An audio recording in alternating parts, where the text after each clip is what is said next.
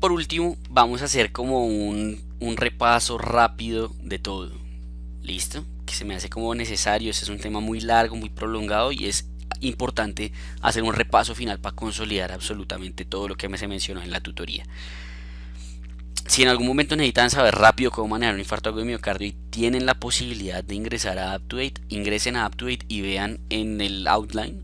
Ahí está una opción que es el Rapid Overview, que es este. Hay en manejo agudo del síndrome coronario, hay manejo agudo del STEMI y hay manejo agudo del NSTEMI. Listo, entonces es muy bueno. Entonces vamos a empezar. No me voy a centrar en fisiopatología en eso, sino en lo que uno va a ver en la clínica. Le llega un paciente y tiene un paciente con dolor torácico. Si uno tiene un paciente con dolor torácico, en los primeros 10 minutos tiene que tener una buena historia clínica, electrocardiograma y radiografía de tórax. Y si es sugestivo de isquemia, en los primeros 30 minutos ya tiene que tener el resultado de las troponinas, ¿sí o no? Entonces llegó con toda la sintomatología. Dijimos que la sintomatología va a ser un dolor retroesternal opresivo irradiado a mandíbula a miembros superiores, que usualmente se desencadenó por un ejercicio o por algo por el estilo y ya. Si ustedes le toman, entonces ustedes dicen, bueno, esto puede ser un dolor que se vea una angina, ¿sí o no? Si resuelve solito, resuelve con la administración de nitratos, ahí es que hablábamos de la angina estable, la angina típica y ya, no vamos a hacer manejo de infarto ni nada. Pero si es una angina refractaria, una angina en reposo, todas esas cosas, ya sería angina inestable. O si las troponinas salen positivas, pues ya empezamos a hablar de un infarto agudo de miocardio, según la cuarta definición universal del infarto agudo de miocardio, que recordemos era una elevación o disminución por encima del percentil 99, es decir, una injuria miocárdica asociada a alguna de las siguientes. 1. Sintomatología clásica. 2. Alteraciones en el electrosugestivas como elevaciones en el ST, alteraciones en la onda T o aparición de onda Q patológica, que sería la número 3. Número 4. Alteraciones imagenológicas que evidencien compromiso de la contractilidad, es decir, un ecocardiograma con akinesias o discinesias. Y 5. Evidenciación o que se evidencie, no sé si está bien dicho evidenciación, pero que se note o que haya evidencia de la presencia de un trombo en la circulación coronaria, sea por angiografía o por autopsia. ¿Listo? Injuria miocárdica más cualquiera de esas 5 es un infarto agudo de miocardio. Entonces llegó el paciente con el dolor, pero hay que acordarse que hay pacientes que no podían llegar con el dolor, es decir, que podían tener presentaciones atípicas, que eran los equivalentes anginosos: náusea, alteraciones en el estado de la conciencia, disnea, que había el problema de si epigastralgia si era o no, etcétera, que era usualmente en pacientes diabéticos, en pacientes embarazadas, en pacientes de sexo femenino, pacientes ancianos y en pacientes revascularizados. Y en ellos igualmente por la sospecha íbamos a tomar el electro y dependiendo del electro las troponinas. Entonces, con el electro nosotros podíamos empezar a ver si tenía un infarto o no, sobre todo en el caso del STEMI, dijimos que sintomatología más electro indicaba iniciar manejo.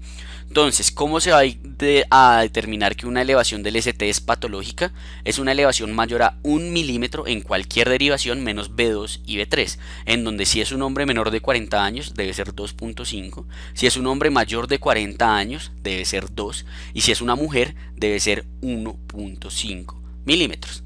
Mientras que el nivel del ST era mayor a 0.05 milímetros y la onda Q dijimos que mejor lo del 20% de la Q con respecto a la R que le sigue. Entonces, como ustedes ya dicen, esto es un infarto, elevación del ST más síntomas o la sintomatología y ya hay que iniciar el manejo agudo, ¿cierto? Y el manejo agudo lo resumimos en una mnemotecnia que era el BB-MONA. La primera B de beta bloqueador, que se ponía metoprolol succinato 12,5 a 25 miligramos, excepto en falla cardíaca agudizada o bloqueo auriculoventricular de alto grado. Y pues también le podíamos meter infarto derecho, que pues va a ser básicamente por la falla cardíaca. Bloqueador del receptor de ADP, que era clopidogrel 600 si es angioplastia, 300 si es fibrinolisis y 75 de mantenimiento, o ticagrelor 180 de bolo, 90 de mantenimiento, que era el ideal, el ticagrelor. La aspirina por sus efectos pleiotrópicos, atorvastatina de 40. La morfina y el oxígeno solo si se necesitaban, el nitrato si lo había, y la aspirina 300 de carga y 100 de mantenimiento. Y me faltó en el nitrato acordarse, no en paciente hipotenso. Listo, ni en paciente pues con infarto de cara derecha. Y ese va a ser el manejo inicial de cualquier infarto, con o sin elevación del ST y también de la angina inestable. Después ya, según el La cuarta definición establecimos que era un infarto y vimos si es con o sin elevación del ST o si era una angina inestable. Vámonos en el caso de que fuera un infarto con elevación del ST. En el infarto con elevación del ST, además del bebemona, dijimos que lo que nos importaba era reperfundir. Entonces vamos a reperfundir con angioplastia idealmente. Entonces si estoy en un centro de hemodinamia, lo llevo a angioplastia. Si no estoy en un centro de hemodinamia, decía, estoy a más o a menos de 120 minutos de poder hacerle una angioplastia. Si estoy a menos, lo monto en la ambulancia y lo llevo. Y si estoy a más, lo fibrinolizo y lo llevo. Si lo tuve que fibrinolizar, al llegar al sitio de remisión hay que ver si reperfundió o no, que eso se veía si había resuelto más del 50% de la elevación del ST en ese paciente. Si sí resolvió más del 50% de la elevación del ST, se considera una trombolisis exitosa. Igual hay que hacer la angioplastia, pero se puede demorar 24 horas. Mientras que si no resolvió más del 50% de la elevación del ST, ese paciente no le sirvió esa trombolisis y hay que hacer una angioplastia de una, en máximo 2 horas. ¿Listo? Y ya. Después de que lo reperfundí, más bien, además de reperfundirlo, tenía que anticoagularlo. Entonces dijimos que si le iba a hacer angioplastia, lo anticoagulaba con heparina no fraccionada, y si le iba a hacer trombolisis, lo anticoagulaba con heparina de bajo peso molecular. ¿Listo? Ahora, ya lo reperfundí, lo anticoagulé, le hice el manejo inicial, entonces lo mando a UCI por mínimo 24 horas y le hago un ecocardiograma intratorácico y a los 3 días, si todo va bien, se puede ir. ¿Con qué se va a ir para la casa?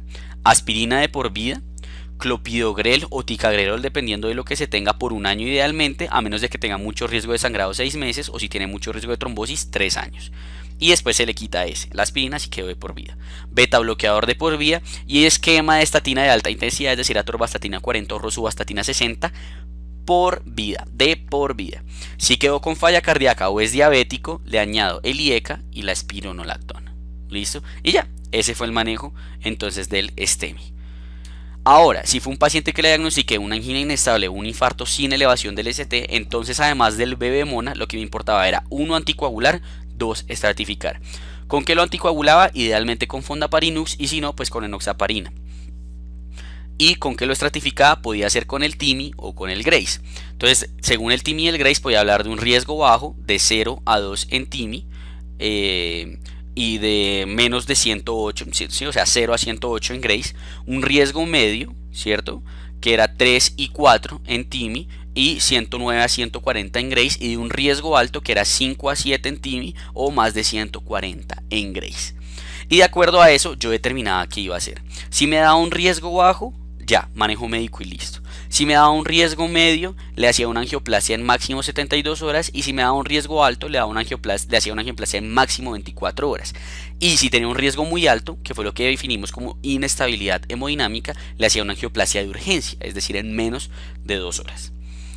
Después de hacerle eso, pues se hacía el manejo igualito, ecocardiograma intratorácico, lo mandaba para la casa con exactamente lo mismo. Aspirina de por vida, betabloqueador de por vida, estatina de por vida, la antiagregación dual con el clopidogrel por un año idealmente, y si era diabético o quedó con falla cardíaca, IECA y espironolactona.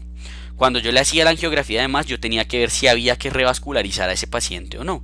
Entonces, si tenía 2 vasos ocluidos, yo le ponía un stent a esos 2 vasos, pero si tenía 3 vasos o más o tenía un tronco de coronaria, yo prefería realizarle el bypass. Y ya, y acordarse que en el infarto de cara derecha no dar beta bloqueadores ni nitratos ni nada por el estilo. Y ese sería el resumen. Y acordarse que pues pueden existir las complicaciones, que están las tempranas, que sería básicamente arritmia y falla cardíaca. Posteriormente sería la pericarditis fibrinoide. Después sería ya las rupturas, sea de septum o de músculo interventricular. Y más crónico sería el aneurisma y el síndrome de Dressler. Y ese sería como el resumen así a grosso modo de toda esta tutoría. Espero pues haya sido de utilidad, les haya quedado muy claro. Cualquier duda estamos dispuestos a resolvérselas. Y pues muchas gracias por escuchar.